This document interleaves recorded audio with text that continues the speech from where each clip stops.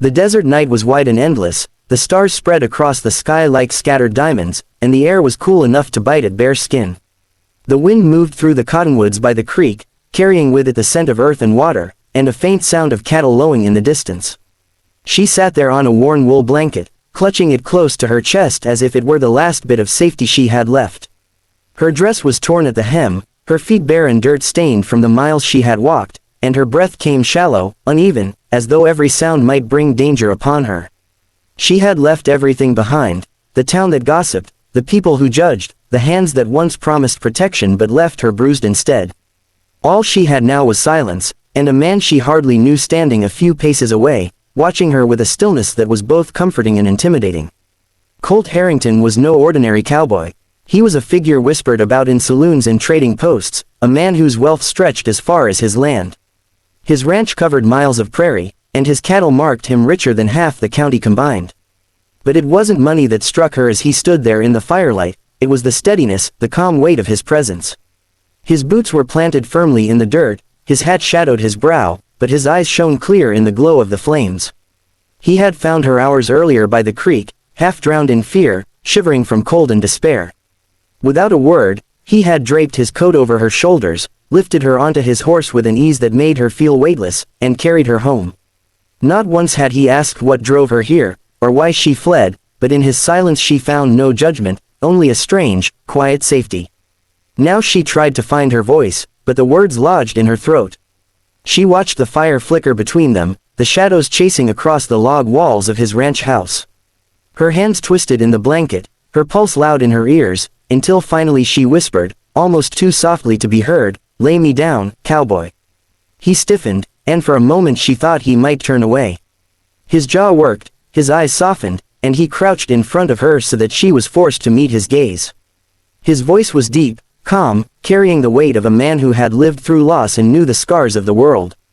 "Darlin'," he said gently, "you don't owe me nothin'. I didn't bring you here for that." Her throat tightened. She had expected rejection, maybe even pity, but not kindness. It unsettled her more than cruelty ever could. She reached out with trembling fingers and caught his hand, rough and calloused from years of working the land. "I don't want to be alone anymore," she murmured, her voice breaking. "I want to belong somewhere. With someone who won't leave me in the morning." His chest rose and fell, his silence stretching between them.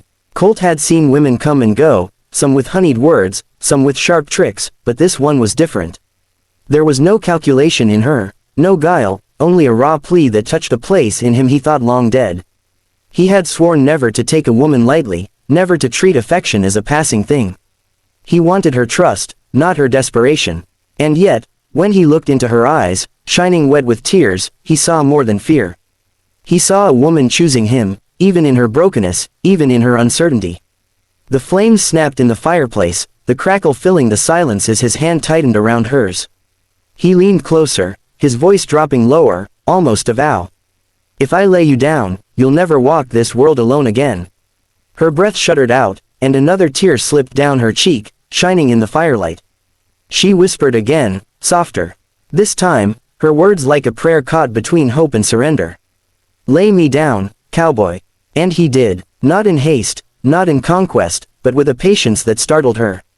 He brushed a kiss against her forehead before her lips, her hands before her body, his every touch deliberate, careful, reverent. She trembled, but when fear rose, his voice steadied her with soft murmurs only she would ever hear. For the first time in her life, she wasn't being taken, she was being cherished. The world outside, the dust, the cruelty, the whispers of the town, faded away. All that remained was the warmth of the fire, the steadiness of his arms, and the beginning of something neither of them could name, but both knew was real. The first rays of morning sunlight slipped through the thin curtains, spilling across the wooden floor and stretching over the bed where she lay. The sheets still carried the scent of him, leather, smoke, and something earthier, something that reminded her of the wide fields outside. Her eyes fluttered open slowly, her body both weary and light, as though the night had stolen away a burden she had carried far too long. For a moment she didn't move, afraid that if she shifted, the spell of safety might break. Then she turned her head, and her breath caught. Colt was already awake, his broad frame half propped on one elbow, watching her with a calm smile that made her cheeks warm. His dark hair was tousled, his stubble catching the morning light, and his eyes were fixed on her as though she were the only thing worth seeing in all the miles of ranch land he owned. "Not a virgin now," he drawled, his voice a low rumble that carried both teasing and promise. Her heart jolted, embarrassment rushing hot through her veins, but before she could retreat into the sheets, his rough hand found her chin, tilting her face toward his. His touch was gentle, not claiming but reassuring, as though he wanted her to know she had nothing to fear from him. "And I'll tell you something, sweetheart," he murmured, his lips so close she could feel the warmth of his breath, "you'll never be just a memory to me. You're mine now, for good." The weight of those words sank into her, heavier than iron but sweeter than honey. All her life, she had been treated as something temporary, a burden to be shifted, a woman to be whispered about, a passing distraction to men who never stayed. But here he was, a man whose land stretched as far as the eye could see, telling her she was permanent. A laugh, shaky and uncertain, escaped her throat, and she buried her face against his chest to hide the tears pricking her eyes. "Forever," she whispered, muffled against the warmth of him. "Forever," he said simply, sealing the vow with a kiss that wasn't hurried or fierce but steady, lasting, the kind of kiss that could carry her through years if it had to. The days that followed were unlike anything she had known before. She rose with the dawn, sometimes to the sound of cattle calling across the valley, sometimes to the smell of coffee and fresh bread he set out for her before heading to the barns. She fed chickens in the morning light, her skirts catching dust and hay, and learned the feel of reins in her hands as Colt taught her to ride the pastures at his side. The ranch hands who once eyed her with suspicion soon softened, for it was impossible to doubt her place when the boss himself never let his gaze stray far from her. In town, the change was even more startling. The same people who had once whispered behind her back now fell silent when she passed, their eyes wide with something between envy and awe. They had judged her broken, worthless, cast aside, and now she rode beside the richest man in the county, his protective hand at her back whenever they entered a room. He made no apologies for her. He introduced her as though she had always belonged at his side, and in that, he rewrote her story. Nights were softer still, the fire burned low in the hearth, and she found herself laughing, real laughter, full and bright, as he teased her gently about her stubbornness when she struggled to carry a feed sack or refused to let him do all the work. He listened when she spoke of her past, not with pity but with quiet anger at those who had wronged her, promising in his silence that no such harm would ever touch her again.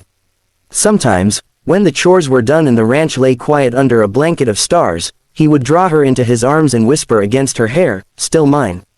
Her breath would catch, her hands fisting in his shirt, and though the words always made her heart leap, she never hesitated.